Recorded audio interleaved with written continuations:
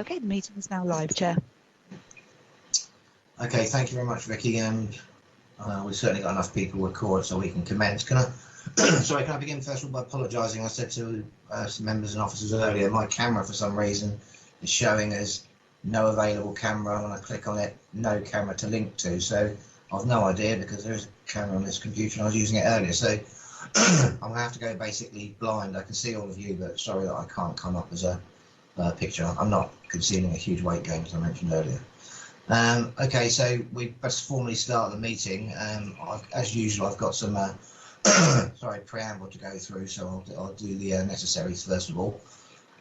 Good afternoon, everyone. I'm Councillor Jason Fazackerley, Chair of the Scrutiny Management Panel. Welcome to this virtual meeting that's being broadcast to enable the press and public to view it. We are meeting virtually in response to the limitations placed on governance by the COVID-19 pandemic. The City Solicitors advise that in accordance with Section 78 of the Coronavirus Act 2020, this meeting will be run by reference to the model standing orders as set out in the local authorities, open brackets, coronavirus, close brackets, flexibility of local authority meetings, regulation 2020 number 392. Okay, I'll give you time just to finish writing that down. Please can members and officers turn their microphones off when not speaking to avoid potential feedback. I now call on those members of the panel that are actually here to introduce themselves, beginning with Councillor Leo Madden. Councillor Leo Madden, Nelson Ward, present. Can I ask Councillor Simon Bosher? Councillor Simon Bosher, Drayton and Farlington, present, Chair. Councillor Fielding, are you present? Nope. Councillor Joe Hooper. Good afternoon, Chair. Councillor Joe Hooper present here, Paulsgrove Ward. Okay, next my old buddy, Councillor Peter Harris. Councillor Scott Peter Harris, Hillsey Ward present. Okay. Councillor Will Purvis. Councillor Will Purvis from Milton Ward present. Thank you, Will. Councillor Linda Symes. Are you present? Nope. Okay, and finally, Councillor Tom Wood, who's deputising for Councillor Dowling. Councillor Tom Wood, are you here? Nope. Okay. Right, well, those of us that are here identified themselves. Everybody else comes in later on, then obviously I'll get them to join. The agenda today basically is going to be a Chris Ward Roadshow, so it'll give Chris will be giving basically a presentation on the budget, and at the end of which we can ask any questions or comments that we choose to make. To formally begin the agenda, the first item is apologies for absence. I've been notified of one apology, which is Councillor Ben Dowling.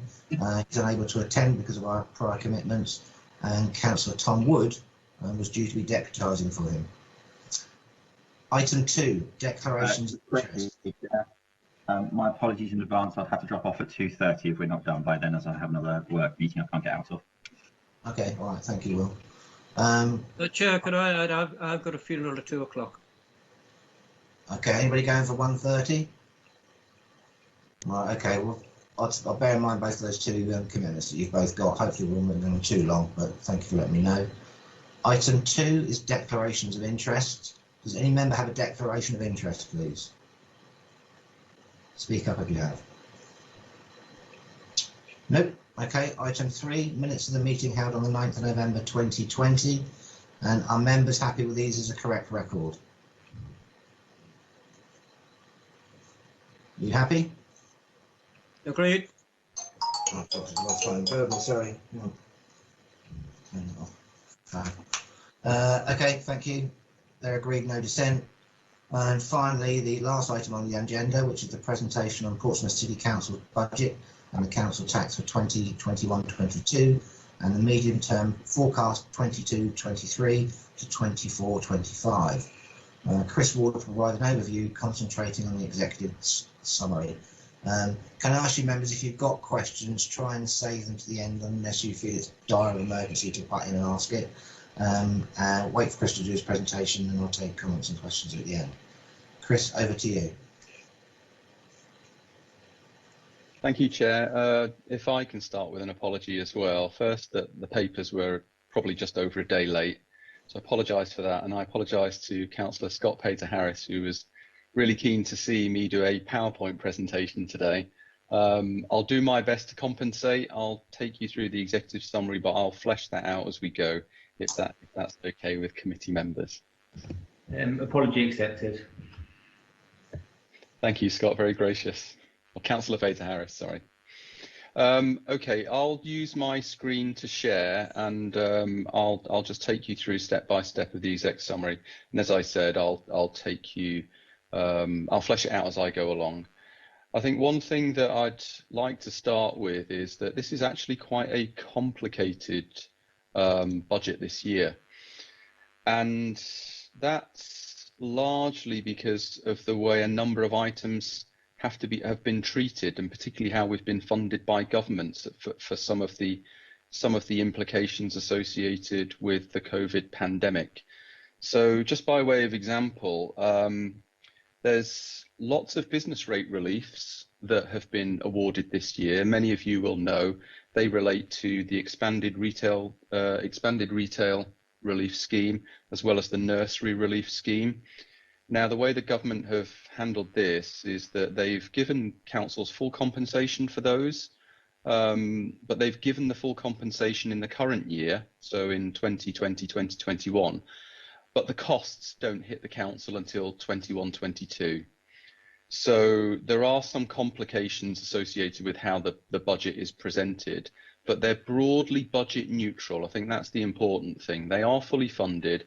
It's just that we're receiving funding in this year, but the cost side of it will be incurred by the council next year.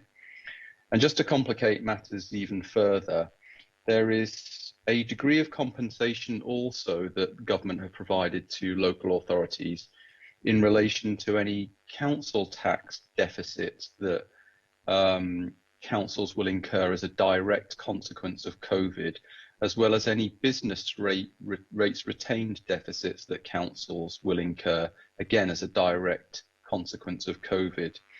Now, again, whilst that relief has been, or recompense has been provided for in the current year, the costs of those are not actually incurred by the council until the next 3 years, because they've allowed local authorities to spread those deficits over future years. So again, we've got costs, if you like, in future years, but we've got funding in the current year. So they're just some complications associated with the budget this year. And whilst some of the, if you do look at, particularly if you look at Appendix A, which sets out all of the numerical side of the budget, you will see that it's quite difficult to make comparisons year by year because we do have this mismatch between funding and costs. So that's kept us exercised over the last few weeks in pulling this together, but I'll try to decipher that as we go through. Chair, I'm in your hands really. I can see that members might want to raise their hand. If it helps, I'm quite happy to stop after each section and then take questions as a suggestion, or we can do as you suggested at the outset, which was to take questions at the very end. Yeah, thanks, Chris. Probably on reflection, it may well be easier to take them after each particular section rather than save up a huge chunk to the end, keeps it fresh in people's minds. So, yeah, we'll take that pattern to it. My hand up so far, which is Councillor Fazer-Harris. So, when you feel you've finished this particular section, Chris, then I'll take questions then. Okay, thanks, Chair. Okay, so the first part really is just looking back in history and the context of the council's financial position. So you'll be aware, because we've lived through a period of austerity and what that means for local government funding. Obviously, that has been of a much lesser impact, certainly in the last couple of years. But if we do look over the past 10-year period, then the council's actually made significant savings over that period of 103 million, which in proportionate terms is about nearly half of all of the council's controllable spending that the council had way back in 2010-11. Again, also contextual, but it's important to note that well over 50% of the council's controllable spending is on those essential care services of adult social care and children's social care. So if the council ever has a financial problem, then it's very difficult for the large spending areas not to be part of any remedy or any plans going forward to remedy that. And obviously the council has been pursuing across all administrations a budget strategy that seeks to minimise any reductions in services, and obviously therefore seeks to maximise any savings through either income generation, creativity, or efficiency savings. I will carry on into the next section and then pause.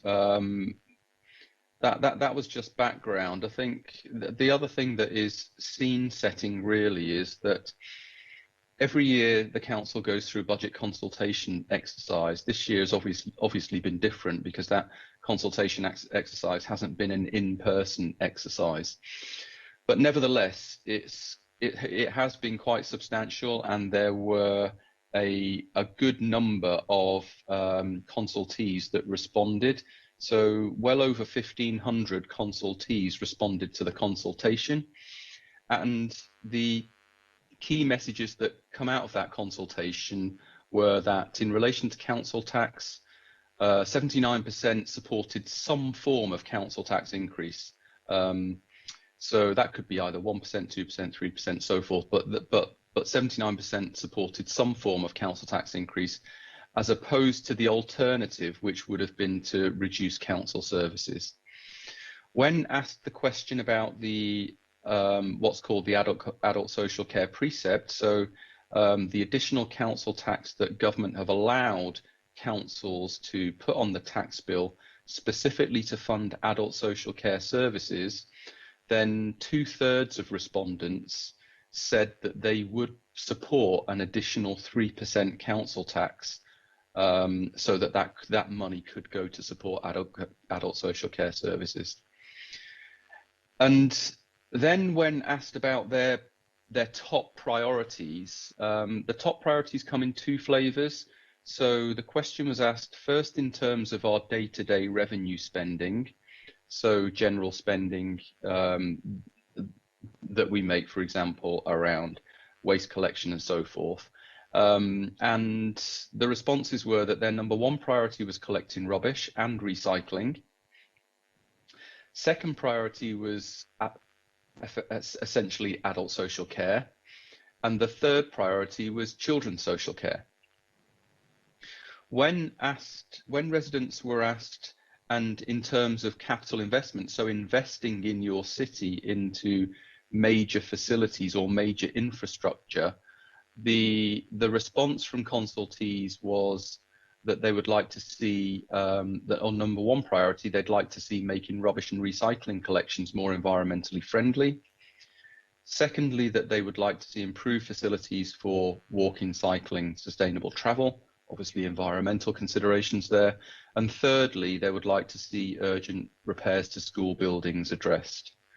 So hopefully, if you've had the opportunity to read the budget report, you will see a lot of those themes coming out in the recommendations of the budget report that will be before both Cabinet on next Tuesday for endorsement and for Council the following Tuesday on the 9th for approval. And thank you, Chair. I'll stop there for questions if there are any. Okay, thank you, Chris. There is one councillor indicated he wishes to speak, but before we go to that, I notice Councillor Tom Wood has arrived. Councillor Wood, have you got any interest that you feel you need to declare? Sorry about that, muted. No, Chair. Okay, thank you very much indeed. Okay, the only question, well, the only person that's nominated to speak is Councillor Scott Pater Harris. So, Scott, your question, please, or your comment? No, thank you, Chair. It's just to note that, Chris, when you started off talking about the council tax support, and I noted that the government gave an extra £670 million across the country to councils on top of the financial settlement. So just wondering how much of that government money did Portsmouth receive, and overall, looking at the budget report, it seems that government money has balanced the budget significantly. Would you agree with that?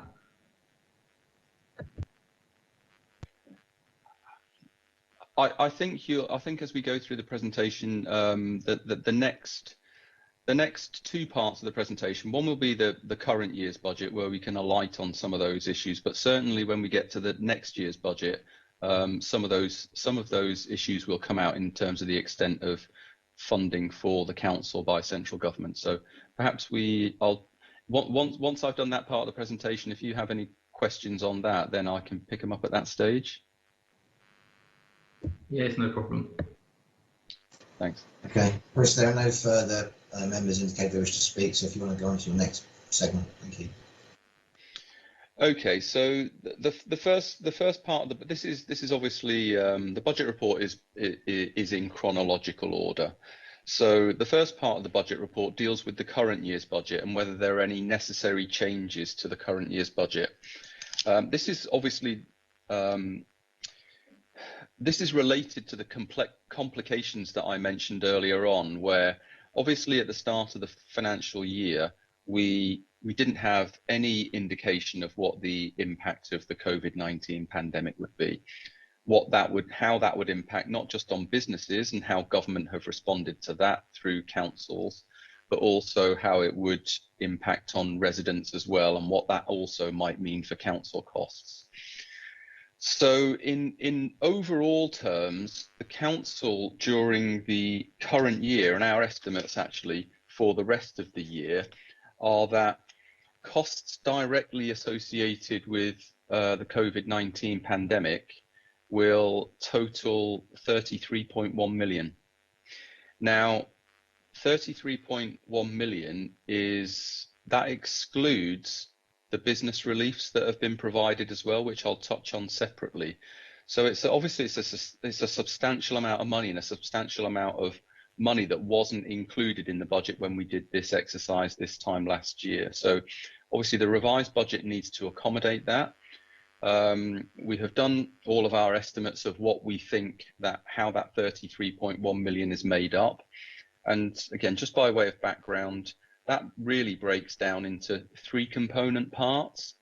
The first component being actual genuine additional costs. So for example, that might be, or a lot of that will be the amount of PPE that has been bought by the council and then provided out to care settings. It will be the support to external care providers that the council has provided. It's the costs associated with the hotel accommodation for rough sleepers. It's a whole range of things which add up to 10.6 million pounds in total.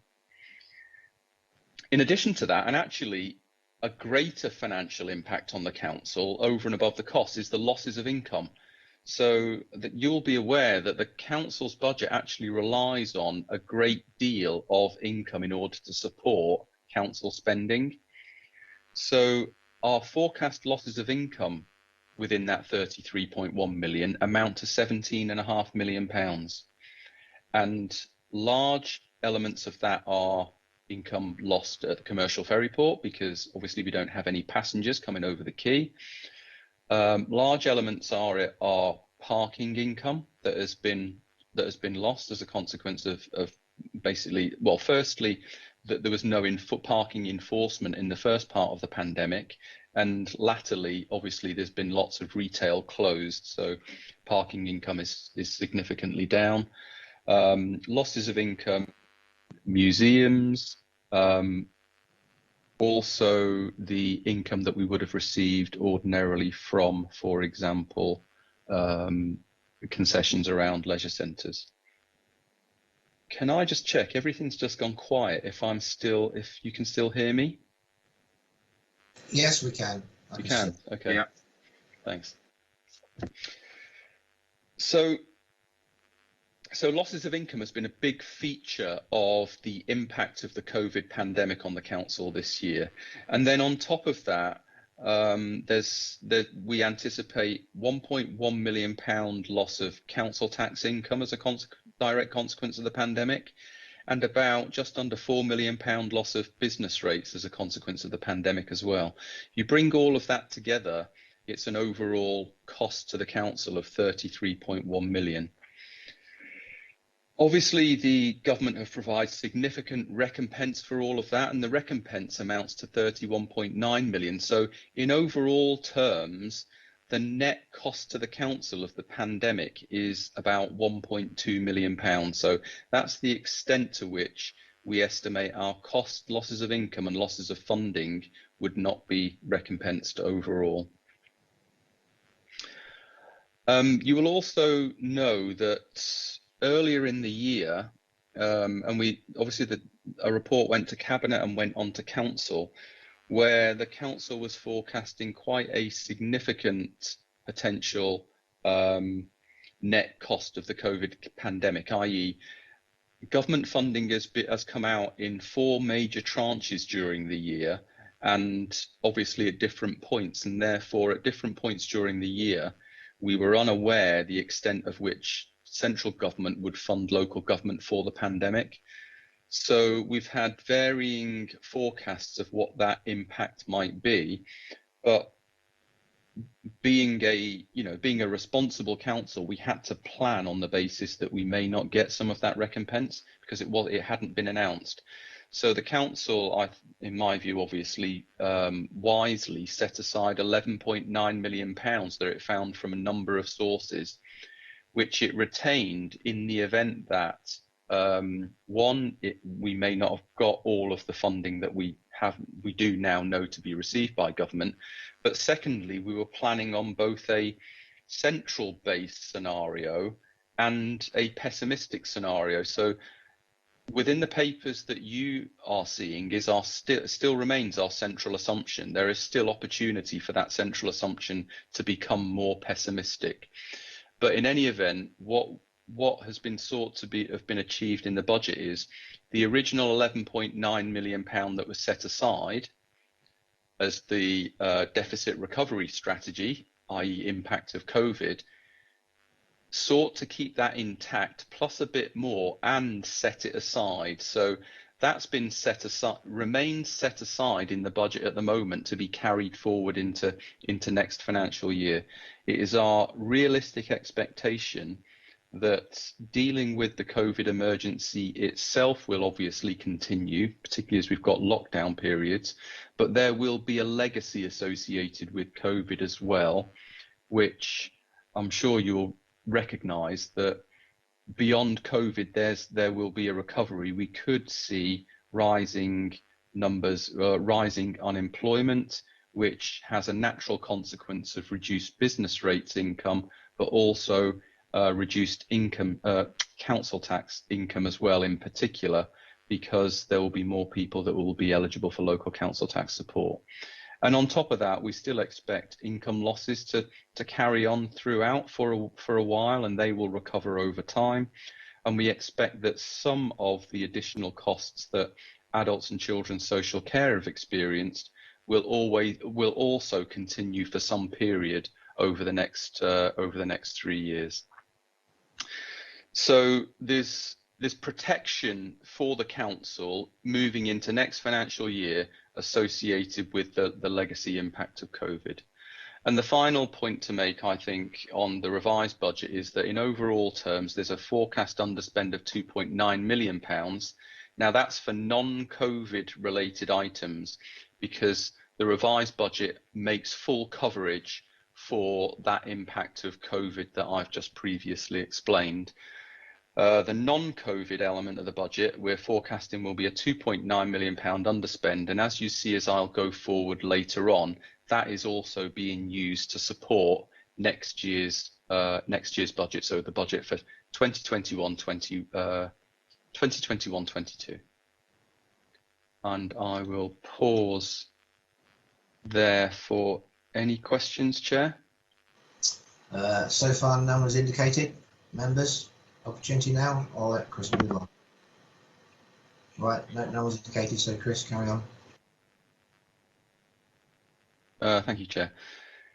So the budget for next year then, so you'll recall that when the budget was approved this time last year, there was a forecast deficit over the following 3-year period of forecast at £3 million. On the basis of a £3 million forecast deficit, the resolution of council was that savings requirements be set for the following 3 years, with this year's saving being a firm resolution and the following 2 years' savings being indicative, because the forecast is obviously refreshed on a rolling base, on a 3-year rolling basis. So the resolution last year was that a savings requirement of £1 million for this financial year be set. The budget proposals actually include savings of £1.3 million for, and the reason why that's in excess of the 1 million is because the administration are proposing that in the budget that's put before you, that they mainstream the funding for the current 2 rounds of food waste recycling collection. Prior to now, that has been funded by the Cabinet Reserve or the Portfolio Reserve, and they're not ongoing sources of funding. So it could never have been funded from there on a permanent basis. It was funded from there initially as a pilot scheme, but the administration are now proposing that that gets embedded in full into budgets going forward. Separate to the budget recommendations, there will be another report to Cabinet next week. I think it's entitled Extension of Food Waste Collection. And within that report, there will be proposals to extend the food waste collection service from the 2 rounds that are embedded as proposals in this report by a further 2 rounds. And again, that's funded from the Cabinet Reserve. And on the basis that that is approved, then there will be a food waste recycling service that covers 2/3 of the city. They will also seek to it also says in that report, they seek to identify savings in the future to also embed that second phase of two rounds. So to embed the 2/3 coverage across the city. So that deals with the requirement to the requirement on the administration by council to achieve the savings requirements. If I turn to the local government finance settlement, so it's still provisional actually. So the provisional settlement was announced in the week just prior to Christmas, and it has provided a substantial amount of funding for the impact of COVID going forward.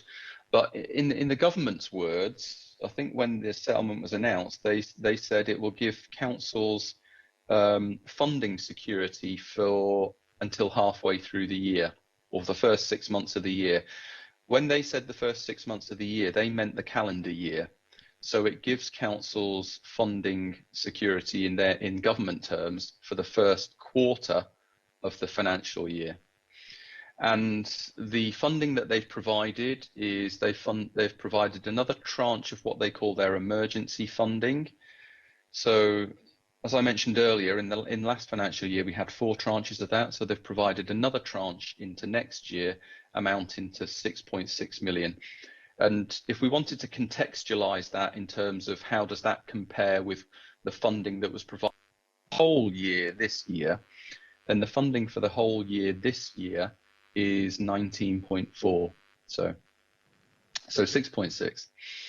The other thing that government have announced as part of the provisional settlement is that they'll continue to provide a scheme that is currently in force, which is called the Sales Fees and Charges Compensation Scheme. And what that does is it gives you recompense for all of your, not all, but the majority of your income losses. It doesn't include commercial property, but it does include things like recompense for example, reduction in income from the port, parking, and some of those other examples I gave earlier on, such as museums. But it doesn't fully fund it. It only funds it at 70%, roughly 70% of your loss. Other key things emerging out of the provisional settlement is that there's an additional £1.4 million provided to fund pressures in both adults and children's social care. And then on top of that, and I think this relates to the question that Councillor Pater Harris raised earlier on. There's additional funding of £1.7 million for local council tax support. So what happens in essence is the council's council tax income will be reduced because there'll be more local council tax support applications, i.e. and therefore less council tax income coming in. But the government have provided a grant in compensation of about £1.7 million. So that's intended to provide funding for the expected increased caseload and applications for local council tax support. In addition to that, you will have heard that the government have allowed councils the flexibility to increase council tax by that additional 3% called the adult social care precept. So that's obviously part of the proposals for the coming year, but it has enabled, and I'll repeat this in a second, that raises about £2.5 million. But it has enabled the council to provide additional funding to adult social care in the sum of £2.8 million, so over and above the level that is provided in the precept. And that's to cover a number of things. Obviously, it's the pressures that the adult social care are currently experiencing, and also to cover the national living wage increase. So the national living wage increase is obviously very important for our care providers. They employ quite a lot of people that are subject to the national living wage, and that's passed on to councils through the provider fees. Other proposals within the budget for next year are to replenish the medium-term resource strategy reserve. So that's the spend to save reserve that the council holds. You might recall that as part of the current year's deficit recovery strategy, there was a withdrawal of £5 million from that reserve in order to be able to accommodate any potential impact of COVID-19. That left the reserve at quite a very, very low level and not really appropriate to be able to be a proper vehicle to support the council in delivering its savings going forward. So the addition of the £3 million will raise the level of that reserve to an uncommitted level of 4.8 million. And obviously that's a reserve that's supposed to support the council over the support council spend to save and invest to save initiatives over the medium term. Some of you may recall that when the budget was prepared last year, just by way of context, almost £6 million was drawn out of the MTRS reserve to fund spend to save schemes. So having a reserve with an uncommitted balance of 4.8 million really is quite modest in comparison to the council's recent history. I alluded to it earlier on. Obviously, there's proposals in the report to increase the council tax by just under 5% in total terms. 1.99% is for general council services, and 3%, as I've mentioned, for the adult social care precept. Probably worth recognising that every 1% of council tax raised is £820,000. So 1.99% for inflation, basically for council services, would raise about 1.6 million. The council's actual inflation next year is about 2.4 million. So there is a shortfall between the increase in council tax for services in general and the level of inflation that the council will experience. Now, ordinarily, we would, in a normal year, we wouldn't expect big fluctuations, for example, in local council tax support. So whilst raising the council tax in itself will raise 2.5 million for adult social care and 1.6 in general, the council will actually suffer a reduction in council tax income of £1.9 million due to the uplift the increased likely take up of local council tax support. But as you heard me say earlier on, there is a grant available from government of £1.7 million. So it's broadly neutral. And coming towards the end now, one of the major proposals within the budget for next year is a revenue contribution to capital of £4.2 million. So there's capital investment proposals within this report that amount to over £35 million and some significant new schemes in there as well. But in order to be able to fund that level of capital investment, it required a contribution from the revenue budget of £4.2 million.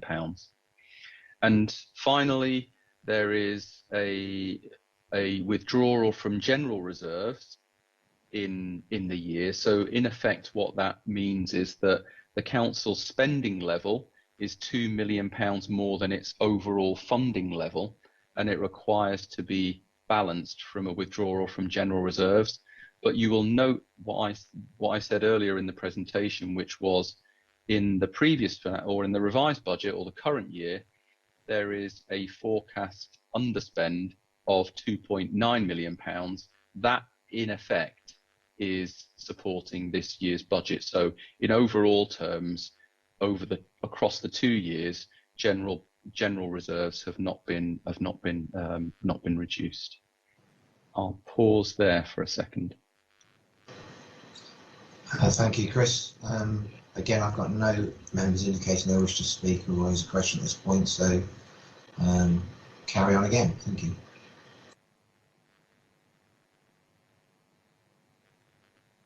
That was a key to you, Chris. Yeah, thank you, Chair. The next part of the presentation now is the forward look. So it's beyond next financial year. So we've been through all of the key features of the budget for 21-22, and now this is a forward look into 22-23 and those 3 years. Excuse me. And so we've been through an exercise where we've revised every single assumption that is factored into our forecasts, because we have this 3-year rolling forecast. So we've made our best estimates of what we think the 3-year impact of COVID will be. We've made our best estimates about what we think is going to happen to inflation, our best estimates around what we think will happen to business rates, council tax, government funding, comprehensive spending review, the overhaul of the local government funding system that's coming up, and many, many other factors as well, budget pressures across adults, children, social care, and so forth.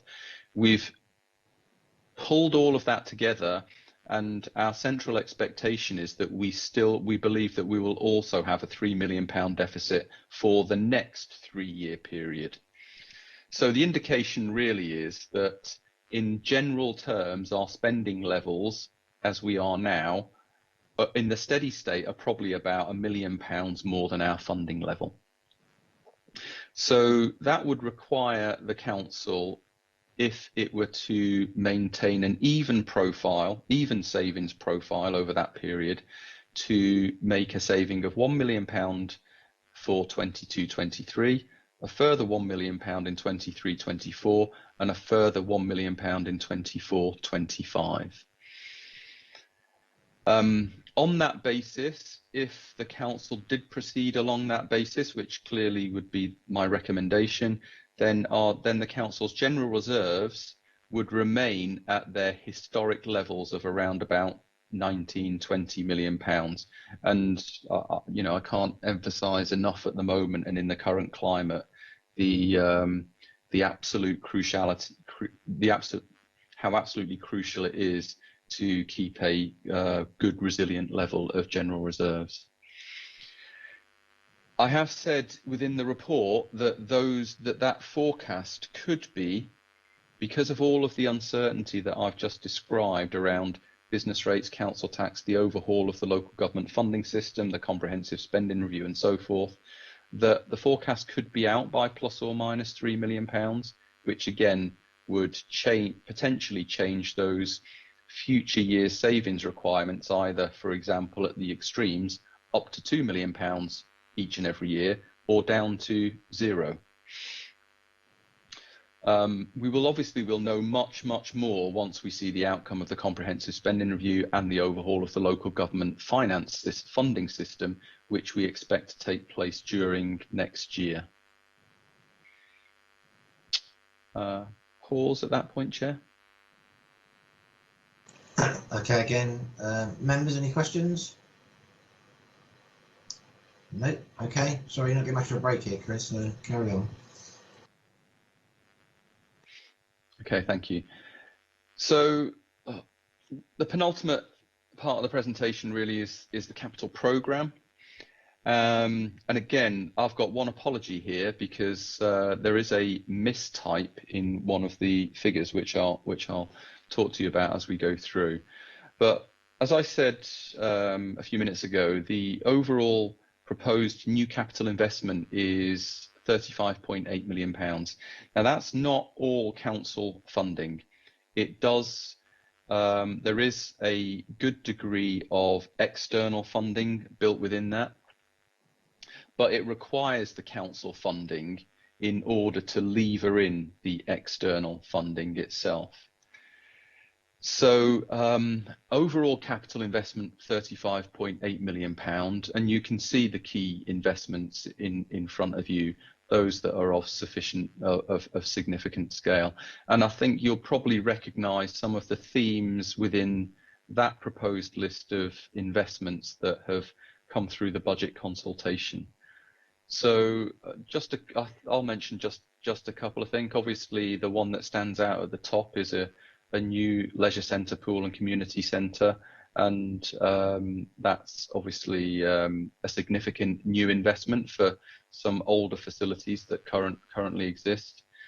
School buildings, £9.5 million. That really covers two separate things. It relates to a scheme for new school places for children with special educational needs. That's a scheme of just about £7.9 million. And it also includes £1.5 million or £1.6 million for the urgent condition repairs to school buildings.